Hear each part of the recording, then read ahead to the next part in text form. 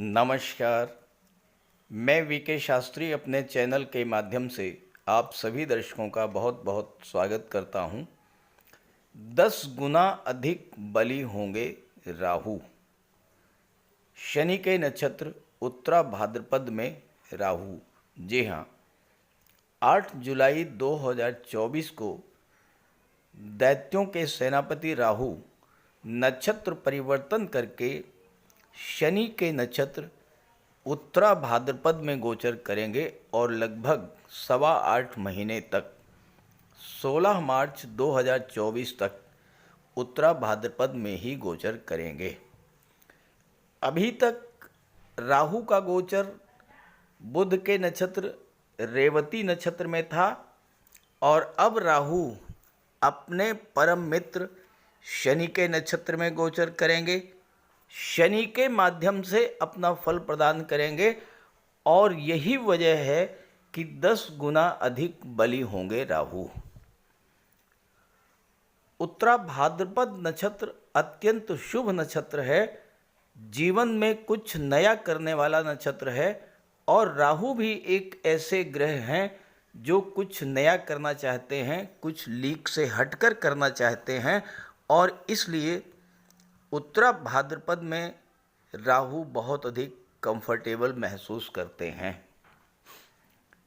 राहु शनि दोनों को पाप ग्रह की संज्ञा दी गई है, लेकिन वर्तमान समय में शनि का गोचर गुरु के नक्षत्र पूर्वा भाद्रपद में है और राहु शनि के नक्षत्र में गोचर करेंगे उत्तरा भाद्रपद में, जो अत्यंत शुभ फल देने वाला नक्षत्र है। ऐसे में राहु और शनि दोनों ही शुभ फल देने की स्थिति में होंगे, लेकिन ध्यान रहे ये देखना जरूरी होगा कि राहु आपकी जन्म कुंडली में अच्छे हैं या खराब। अगर राहु आपकी कुंडली में अच्छे हैं तो अचानक से आपको वो सब कुछ मिलने लगेगा जिसको पाने की इच्छा आप करते हैं, लेकिन अगर खराब हैं तो राजा से रंक बनाने में भी देर नहीं लगती है। तो वीडियो शुरू करने से पहले ये समझेंगे कि कैसे जानेंगे कि राहु आपकी कुंडली में अच्छा फल दे रहे हैं या खराब। फिर नक्षत्र परिवर्तन पर बात करेंगे। दूसरी बात, आपके कमेंट्स आते हैं और तमाम तरह की समस्याएं आती हैं उसमें, और कमेंट बॉक्स में ही आपकी समस्या का समाधान दे पाना संभव नहीं होता है। लाखों जातक ऐसे हैं जिनकी समस्या लगभग एक तरह की होती है, इसलिए मैं अपने हर वीडियो में आपकी एक समस्या का समाधान प्रस्तुत करूंगा। आप उपायों को कीजिएगा और देखिएगा आपको ज़बरदस्त लाभ होगा। साथ ही साथ आपके जीवन में जो समस्या चल रही है वो कमेंट करते रहिएगा ताकि मैं उसका आपको उपाय बताता रहूं। तो ये है मकर राशि के जातकों की कुंडली। राहु का गोचर आपकी कुंडली के पराक्रम के भाव में है, शनि धन के भाव में है, वक्री हैं तो लग्न का भी फल प्रदान करेंगे, देवगुरु पंचम भाव में है। अब देखिए, शनि का गोचर गुरु के नक्षत्र में और राहु का गोचर शनि के नक्षत्र में, तो इन 8.25 महीनों में गुरु, राहु और शनि तीनों का बहुत अधिक प्रभाव आप पर रहेगा और आपकी कुंडली का जो एकादश भाव है, लाभ का भाव, ये सबसे अधिक जागृत रहेगा, क्योंकि लाभ के भाव पर गुरु की भी दृष्टि है, राहु की भी दृष्टि है और शनि की भी दृष्टि है। जब भी हम नक्षत्र परिवर्तन की बात करते हैं तो उन ग्रहों का प्रभाव बहुत लंबे समय तक रहता है जो लंबे समय तक एक राशि में गोचर करते हैं। अब राहु 18 महीने तक एक राशि में गोचर करते हैं, तो राहु के नक्षत्र परिवर्तन का सबसे ज़्यादा प्रभाव पड़ेगा।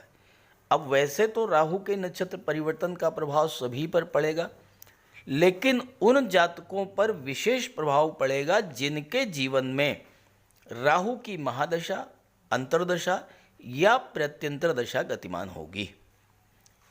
और ऐसे जातक कम से कम 35-40 करोड़ तो होंगे ही जिनके जीवन में राहु की किसी भी तरह की दशा गतिमान होगी। अब अगर आपके जीवन में राहु की दशा गतिमान है तो इसका मतलब यह हुआ कि आपकी कुंडली में राहु एक्टिवेट है। अब चूंकि शनि के माध्यम से फल देंगे तो राहु उन भावों का भी फल देंगे जिनके स्वामी शनि हैं या जिन भाव में शनि का गोचर है। यानी राहु लाभ के भाव का भी फल देंगे और लग्न के भाव का भी फल देंगे। ये बात ध्यान से समझनी है कि जिन जातकों के जीवन में इस समय राहु की दशा है वो इस वीडियो को बहुत ध्यान से समझें और उसी के अनुसार उपाय भी करें। मकर राशि के जातकों के जीवन में साढ़े साती का अंतिम चरण गतिमान है और अंतिम चरण में शनि जाते जाते बहुत कुछ दे करके जाते हैं। और ये जो समय है ये इसी तरह का अवसर आपको मिल रहा है। राहु भी अच्छी स्थिति में है, शनि भी अच्छी स्थिति में है और गुरु भी आपकी कुंडली में बहुत अच्छी स्थिति में है। तो ये समय आपके लिए 8 जुलाई से 16 मार्च 2025 तक का जो गोचर काल है ये बहुत महत्वपूर्ण होने वाला है। अब तीसरा भाव राहु का पक्का घर होता है क्योंकि तीसरे भाव में राहु अति विशिष्ट कारक होते हैं। यहाँ पर राहु आपको अत्यंत दूरदर्शी, अत्यंत चतुर और चालाक बना देंगे। राहु एक्सट्रीम को शो करते हैं। आप जिस भी क्षेत्र में होंगे, चूंकि लाभ के भाव के पर दृष्टि है तो आप ज़्यादा से ज़्यादा लाभ अर्जित करना चाहेंगे। राहु आपके एम्बिशंस को, आपके जुनून को बढ़ा देंगे। आपकी महत्वाकांक्षाएं बढ़ेंगी और आप कुछ बड़ा करना चाहेंगे और राहु आपकी इच्छाओं को भी पूरा करेंगे। राहु विदेश के कारक हैं और गुरु की दृष्टि 12वें भाव पर है और गुरु 12वें भाव के स्वामी भी हैं और राहु का गोचर गुरु की राशि में है। तो तीसरे भाव का संबंध 12वें भाव से बन गया। तीसरा भाव क्या होता है? तीसरा भाव संचार माध्यमों का होता है, ऑनलाइन एक्टिविटीज़ का होता है। तो आपको ऑनलाइन प्लेटफॉर्म से राहु विदेशों से जोड़ देंगे और विदेशों से आपको लाभ की प्राप्ति कराएंगे क्योंकि लाभ के भाव पर राहु की भी, शनि की भी और गुरु की भी दृष्टि है। तीसरा भाव इंटरनेट का होता है, सोशल मीडिया का होता है। राहु इन सब चीज़ों के कारक होते हैं। राहु फोटो रिलेटेड एरियाज़ को भी शो करते हैं क्योंकि छाया ग्रह हैं। तो अगर आप कला के क्षेत्रों से जुड़े हुए हैं, आप फिल्म इंडस्ट्री, सिनेमा जगत से जुड़े हैं, सोशल मीडिया से जुड़े हैं, तो भी राहु आपके लिए ज़बरदस्त लाभ देंगे। विदेशों से आपको इस समय बहुत अधिक लाभ मिलेगा। और एक बात ध्यान रखिए कि मकर राशि के जातक इस समय जितना अधिक इंटरनेट का प्रयोग करेंगे, जितना अधिक संचार माध्यमों से जुड़ेंगे, उतना ही अधिक आपको लाभ मिलेगा। और चूंकि शनि के माध्यम से फल देंगे, शनि धन भाव के स्वामी होकर के धन भाव में ही गोचर करेंगे, तो इन 8.25 महीनों में आपकी आर्थिक स्थिति में बहुत बड़ा सुधार देखने को मिलेगा। इस गोचर काल में आप धन का संचय करेंगे और साथ ही साथ विदेशों से भी धन प्राप्त करेंगे। राहु जिस भाव में गोचर करते हैं उस भाव की चीज़ों के प्रति आपका आकर्षण, आपका जुनून कई गुना बढ़ा देते हैं। टूर एंड ट्रेवल्स से जुड़े हुए हैं आप, सोशल मीडिया से जुड़े हुए हैं आप, संचार माध्यमों से जुड़े हुए हैं, कला के क्षेत्र से जुड़े हैं, सिनेमा के क्षेत्र से जुड़े हुए हैं, तो राहु इन क्षेत्रों से आपके लगाव को कई गुना बढ़ा देंगे। इन क्षेत्रों से जोड़ करके राहु आपको जबरदस्त लाभ भी दिलाएंगे, क्योंकि लाभ का भाव पूरी तरह से जागृत है। राहु में अतीन्द्रिय शक्ति होती है और आपकी इंट्यूशन पावर को राहु बढ़ा देंगे। आने वाली घटनाओं का आपको पहले से आभास हो जाएगा। और चूंकि लग्न का भी फल प्रदान करेंगे राहु, शनि के माध्यम से फल दे रहे हैं, शनि लग्न के स्वामी हैं, आपके व्यक्तित्व में भी बहुत बड़ा परिवर्तन कर देंगे राहु। राहु से ज़्यादा चतुर चालाक कोई बड़ा दूसरा ग्रह है ही नहीं, और राहु आपको अत्यधिक चतुर चालाक बनाएंगे। साथ ही साथ राहु ऐसे ग्रह हैं जो चीज़ों को प्राप्त करना ही जानते हैं, चाहे जो करना पड़े। तो इस समय आपकी जो भी इच्छाएं होंगी उन इच्छाओं की पूर्ति भी होगी, क्योंकि राहु 11वें भाव पर दृष्टि डाल रहे हैं, जो कि आपकी इच्छा पूर्ति का भाव होता है। हाँ, ये है कि अगर राहु आपकी जन्म कुंडली में ही खराब हुए तो फिर भाई बहनों से आपके रिलेशंस आपके ख़राब होंगे, अनचाही यात्राएं आपको करनी पड़ेंगी। नौकरी में हैं तो कहीं ऐसी जगह आपका ट्रांसफ़र हो सकता है जहां पर आप जाना नहीं चाहते। अब राहु की दृष्टि सप्तम भाव पर पड़ेगी। आपके जीवन में राहु की दशा चल रही है, महादशा हो, अंतर्दशा हो, प्रत्यंतर दशा हो। आप विवाह के लिए बहुत दिन से प्रयत्नशील हैं, विवाह नहीं हो पा रहा है। जैसे ही राहु नक्षत्र परिवर्तन करेंगे आपका विवाह तय हो जाएगा, अच्छे रिश्ते मिल जाएंगे। व्यापार में आपको घाटा हो रहा था, नुकसान हो रहा था, व्यापार आपका अच्छे से नहीं चल रहा था। अब देखिएगा, राहु 8 जुलाई को नक्षत्र परिवर्तन करेंगे, आपके बिजनेस में आपको लाभ मिलना शुरू होगा। राहु अनऑर्थोडॉक्सी को शो करते हैं, परंपरा से हट करके कार्य करना चाहते हैं, तो आपका विवाह अचानक से होगा और परंपरा से हट करके होगा। हालांकि सबके साथ ऐसा नहीं होगा, लेकिन अगर आपके जीवन में राहु एक्टिवेट हैं, जीवन में आपके राहु की दशा चल रही है, तो बिल्कुल ऐसा ही होगा। विवाह आपका कुछ अलग तरीके से होगा। राहु आपके व्यापार व्यवसाय को नई ऊंचाइयों तक ले जाएंगे। खास करके आप अगर राहु से संबंधित चीज़ों का व्यापार व्यवसाय कर रहे हैं या शनि से संबंधित चीज़ों का व्यापार व्यवसाय कर रहे हैं, इलेक्ट्रॉनिक गुड्स हैं, मेडिसिन्स हैं, मशीनरी है, या आप शेयर ब्रोकर हैं, कमीशन एजेंट हैं, प्रॉपर्टी डीलिंग का कार्य कर रहे हैं, माइनिंग का कार्य कर रहे हैं, फोटोग्राफी वीडियोग्राफी का कार्य करते हैं, इस तरह का व्यापार व्यवसाय अगर आप कर रहे हैं, ज़बरदस्त लाभ आपको मिलेगा।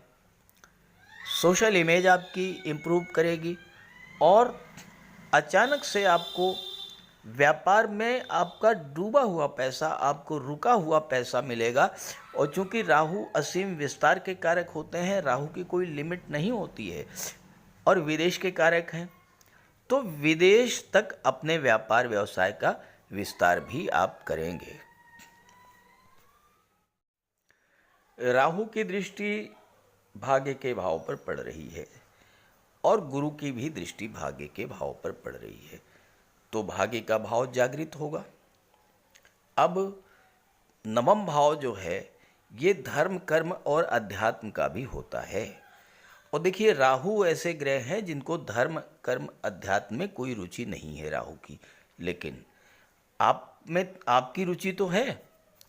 आप 9th हाउस को मजबूत करना चाहते हैं, आप चाहते हैं कि भाग्य आपका साथ दे, आप जो भी कार्य करें उसमें सफलता मिले, तो उसके लिए आपको धर्म कर्म से अपने आप को जोड़ना ही पड़ेगा।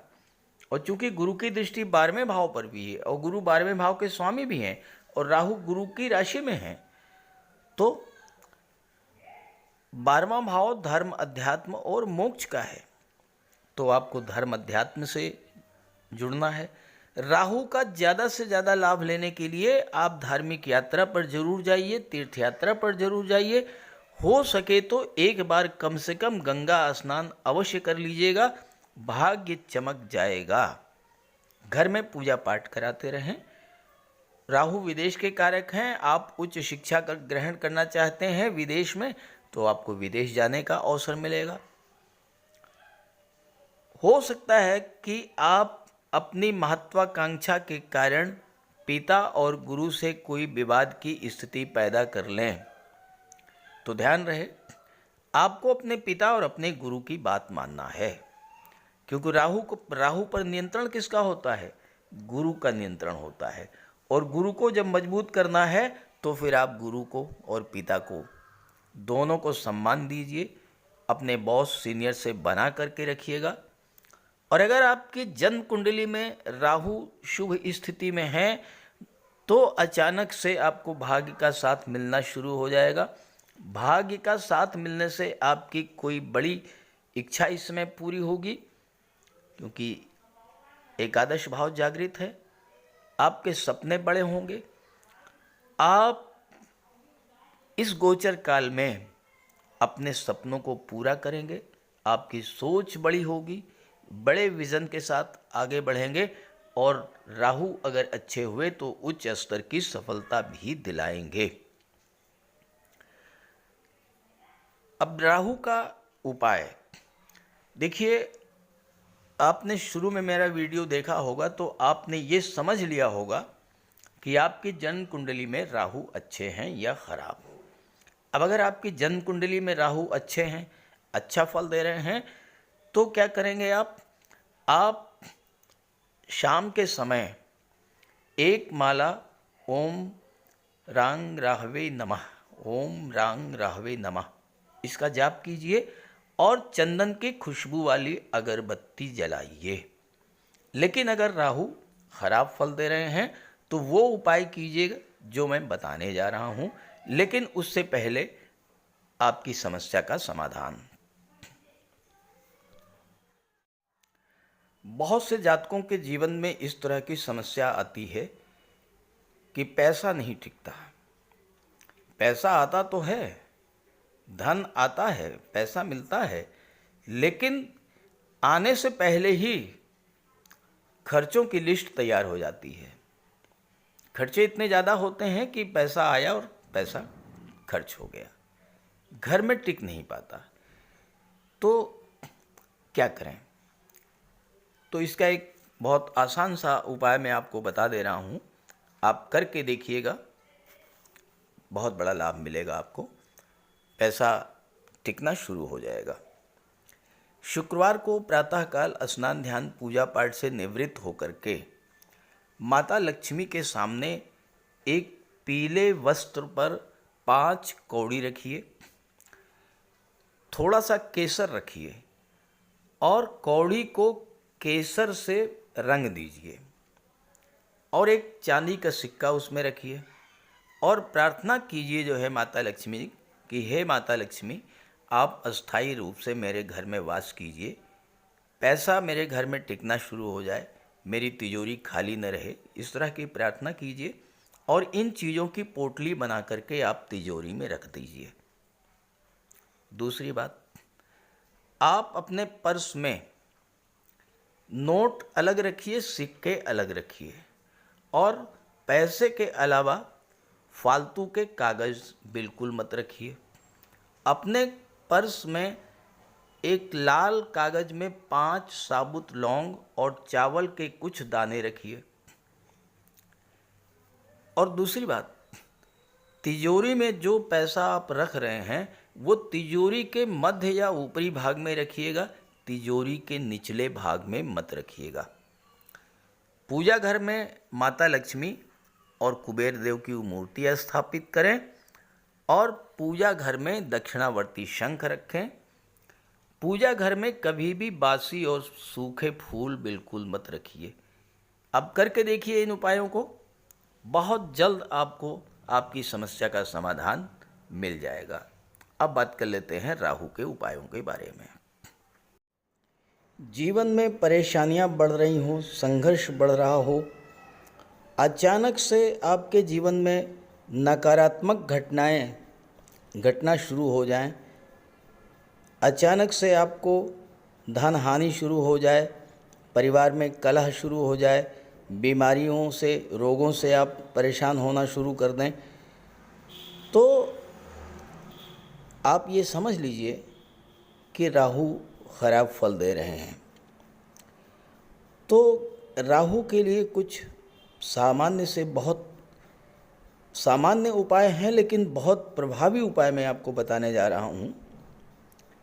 देखिए, देवाधिदेव भगवान भोले शंकर ये शनि पर भी नियंत्रण रखते हैं और राहु पर भी नियंत्रण रखते हैं। और अगर आप भगवान भोले शंकर की आराधना करते हैं तो शनि भी नियंत्रित रहेंगे और राहु भी कंट्रोल में रहेंगे।